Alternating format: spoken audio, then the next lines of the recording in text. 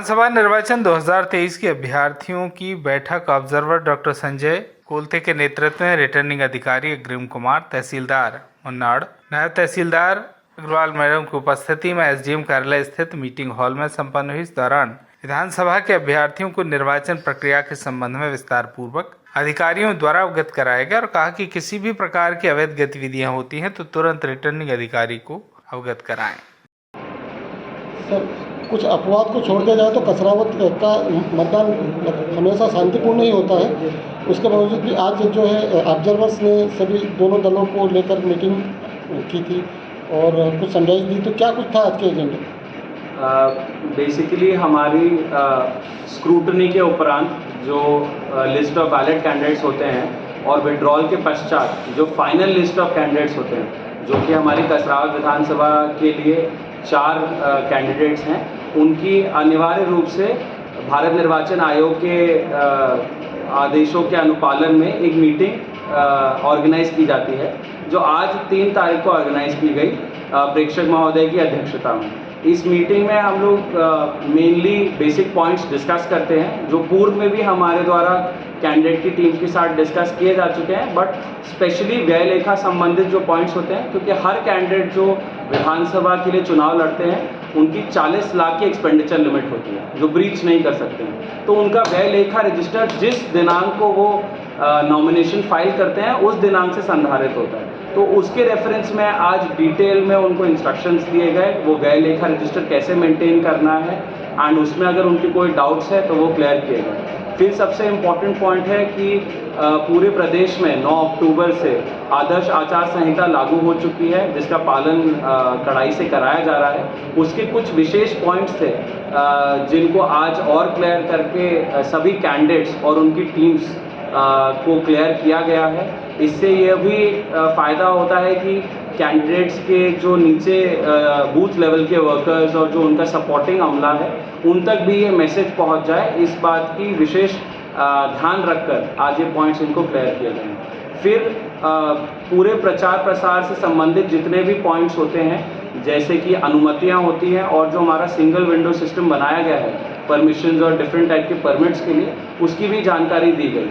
आयोग के ये इंस्ट्रक्शंस हैं कि इसमें एक ऑनलाइन पोर्टल है सुविधा ऐप, जिसका अधिक से अधिक यूज़ किया जाए ताकि वो परमिशंस सबके लिए अवेलेबल रहे, डिजिटल प्लेटफॉर्म पे रहे, ट्रांसपेरेंसी रहे। उसका आज एक डेमोन्स्ट्रेशन दिया गया हमारी टीम द्वारा सभी पार्टीज़ को, सो दैट उसका अधिक से अधिक इस्तेमाल किया जाए और ये सीमलेस एक मूवमेंट होता है। सर, कैश ट्रेवल के बारे में बहुत सारी दिक्कतें आ रही है, तो उसका चुनाव आयोग तरफ से क्या दिशा निर्देश है? कितना कैश ट्रेवल लेके चल सकते हैं आम लोग भी और चुनाव से जो जुड़े लोग हैं वो भी? बेसिकली इसमें ये क्लियर पॉइंट कर दिया गया है आयोग के द्वारा और विभिन्न दिशा निर्देशों में भी कि कोई भी अनऑथराइज्ड कैश ट्रैवल नहीं होगा।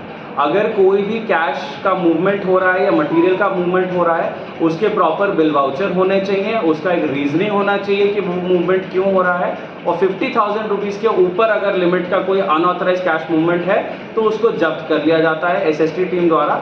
फिर हमारे डिस्ट्रिक्ट में इसकी एक अपीलीय समिति बनी हुई है जिसके समक्ष प्रस्तुत किया जाता है और उसके ऊपर फिर विधानुसार कार्रवाई की जाती है। ये वास्तव में 50,000 की लिमिट है या कहीं जगह 2.5 लाख का भी बताया है? ये क्या है? 50,000 की लिमिट है कि कोई भी आम लोगों के लिए 50,000 या 2,50,000 के लिए भी ये है, परंतु इसमें और परिवर्तन भी किया जा सकता है कि अगर कोई अनऑथराइज्ड कैश पाया जाता है जिसका कोई भी साक्ष्य कोई भी व्यक्ति नहीं दे सकता है, वो प्रथम दृष्टया सीज हो जाता है उसको। बट एमसीएमसी कमेटी जो हमारी अपीलीय कमेटी है डिस्ट्रिक्ट की, उसके समक्ष प्रस्तुत किया जाता है एंड फिर सारे दस्तावेज चेक किए जाते हैं, उनके प्रमाण चेक किए जाते हैं, उसके आधार पर फिर कमेटी इसमें डिसीजन लेती है। सर, आम लोगों के लिए एक सवाल था कि आचार संहिता और धारा 144 की वजह से जो उनके वैवाहिक कार्यक्रम या इस तरीके कोई भी कार्यक्रम होते हैं, उनके लिए उनको क्या परमिशन और क्या गाइडलाइंस पालन करना होती है?